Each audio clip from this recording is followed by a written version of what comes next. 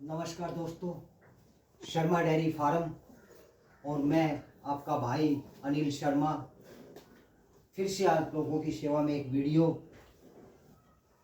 जितने भी हमारे पशुपालक भाई हैं वो सोचते रहते हैं, डिस्कस करते हैं कि पैसा ब्रीडिंग में ज़्यादा है या दूध बेचकर ज़्यादा कमा सकते हैं।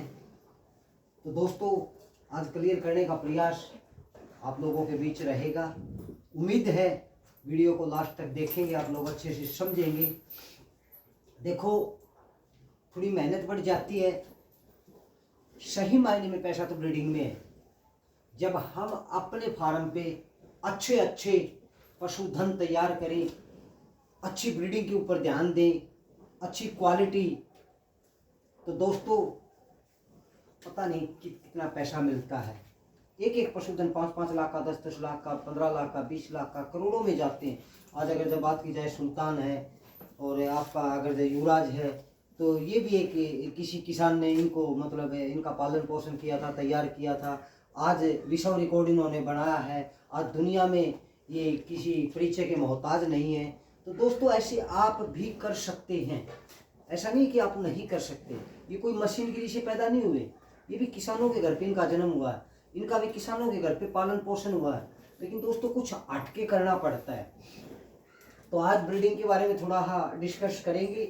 जब भी आप अपने पशु को गाभिन करवाते हो, चाहे गाय है चाहे भैंस है, तो सबसे पहले आपने ध्यान देना चाहिए जो आपका फीमेल जो होता है, चाहे वो गाय को आपने प्रेग्नेंट कराना है या भैंस को प्रेग्नेंट कराना है, तो उस टाइम एक अच्छे रिकॉर्ड का यानी रिकॉर्ड वाला जो है फीमेल, उसको आप चूज करें। भाई उसकी मदर रिकॉर्ड क्या है, उसका फादर रिकॉर्ड क्या है, उसकी लेंथ क्या है, उसका वेट क्या है, उसकी सुंदरता क्या है, इन सब चीज़ों को देखकर ही आप अपने पशुधन को क्रॉस कराएं। और उसके बाद पशुधन की अगर जब बात की जाए तो अच्छे से उसको भरपेट सूखा चारा, हरा चारा और अच्छा क्वालिटी का शुद्ध स्पेशल अपने घर पे दाना तैयार करके पशु को डालें। उससे आपका पशु हेल्थी रहेगा और मतलब सेहत से अच्छा रहेगा, बीमारियों से बचाव रहेगा और ज़्यादा दूध का उत्पादन देगा। तो ऐसी अवस्था में जो बच्चा पेट में जो पालन पोषण जिस बच्चे का हो रहा है, चाहे वो आपकी गाय है चाहे आपकी भैंस है, तो दोस्तों सच्चाई है जब पूरे टाइम तक आपका पशु अगर जब निरोगा रहा है गर्भ अवस्था में, तो उसके अंदर जो गर्भ में जो बच्चा का पालन पोषण हो रहा है वो भी निश्चित रूप से निरोगा ही पैदा होएगा। ये सच्चाई है, 100% सत्य है दोस्तों। उसके बावजूद जैसे ही आपके काफ का आपके घर पे काफ का जन्म होता है, चाहे वो मेल काफ है चाहे वो फीमेल काफ है, चाहे आपकी गाय ने बच्चा दिया है चाहे आपकी भैंस ने बच्चा दिया है, उसको तुरंत आधा घंटा के अंदर अंदर माँ का दूध, मैं बार बार हर वीडियो में बताता हूँ दोस्तों, भर पेट पिला दो, भर पेट पिला दो दोस्तों, जितना पीता हो उतना पिला दो। कुछ भी भड़क नहीं लेने का। आप कभी भी ये मत सोचो भी खीस है ये बच्चे को सेज जाएगा, नो टेंशन, क्योंकि माँ का दूध होता है वो अमृत के समान होता है दोस्तों।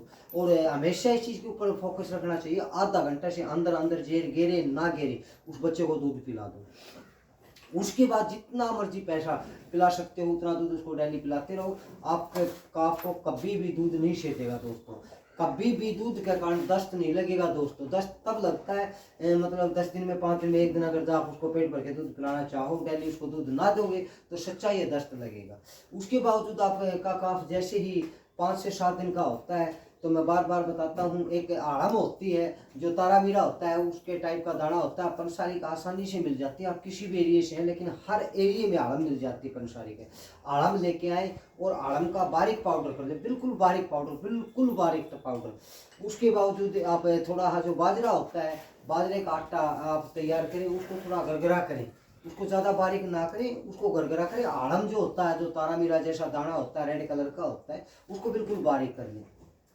और 50 ग्राम बाजरे का आटा और 1 चम्मच जो अपन लोग सब्जी खाते हैं या जो भी मतलब हम यूज करते हैं चम्मच को, छोटी चम्मच, ठीक है, जिसे खाने के टाइम पे यूज करते हैं, वो 1 चम्मच आड़म की आप 1 गिलास लस्सी यानी आधा लीटर लस्सी में डाल दें और थोड़ा नमक डाल दें उसमें, उसको थोड़ा फूलने दें, थोड़ा सरसों का तेल डाल दें, और उसको फिर आप अच्छे से मिक्स करके काफ को देना शुरू कर दें। धीरे धीरे जैसे जैसे आपका काफ ग्रोथ करता जाता है आप आटे की मात्रा बढ़ा सकते हैं।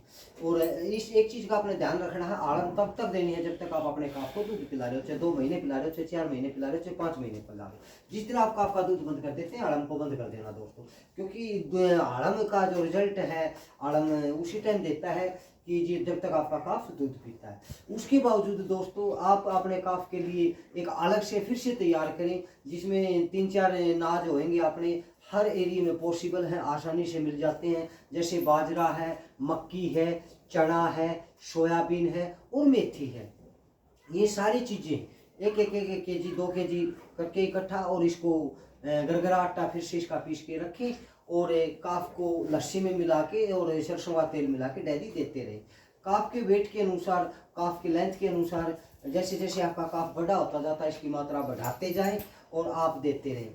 जैसे ही आपका काफ 6 से 7 महीने का होता है दोस्तों, तो मैं आपको फिर से बताता हूँ कि आपने 4 अनाज फिर से लेने हैं। चना है, सोयाबीन है, मूंग है और मोठ है।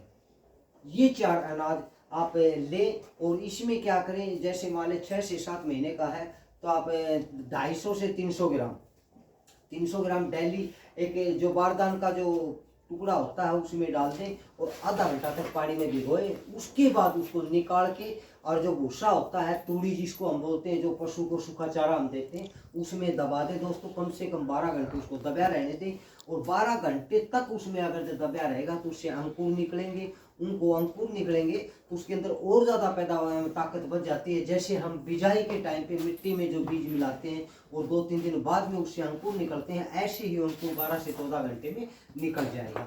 और अगर अंकुर कम निकलता है तो आप उसकी कुटाई कर ले, अच्छे से थोड़ा बारीक कर ले। अंकुर निकल जाता है तो कूटने की भी ज़्यादा ज़रूरत नहीं है और उस काफ को आप आराम से खिलाएं। और ये आपने 1.5 से 2 महीना इसको आपने खिलाना है। उसके बाद आपका काफ है 8 से 9 महीने का हो जाएगा दोस्तों। फिर आप उसको क्या करो, जो मैंने आपको बताया था वो आटा, लस्सी और सरसों का तेल, ये चीज़ है ना, काफ को कंटिन्यू देते जाओ। तो दोस्तों आपका काफ मैक्सिमम 14 से 15 महीने के अंदर अंदर गर्भ धारण कर लेगा।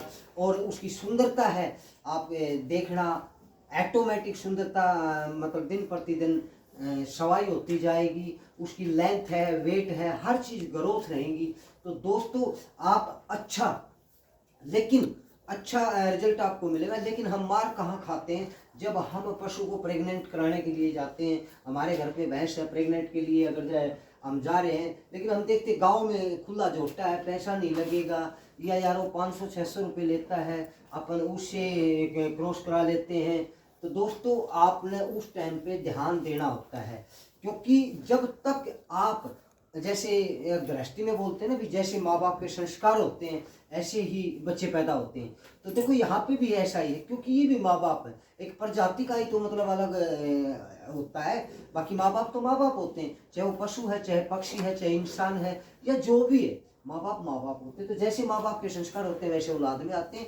तो इसलिए आप ब्रीडिंग के ऊपर ध्यान दें और जी जान से मेहनत करें, ज़बरदस्त बेनिफिट मिलेगा। वीडियो अच्छी लगे तो दोस्तों लाइक करें, शेयर करें, सब्सक्राइब करें। थैंक यू दोस्तों, फिर मिलते हैं नेक्स्ट वीडियो में।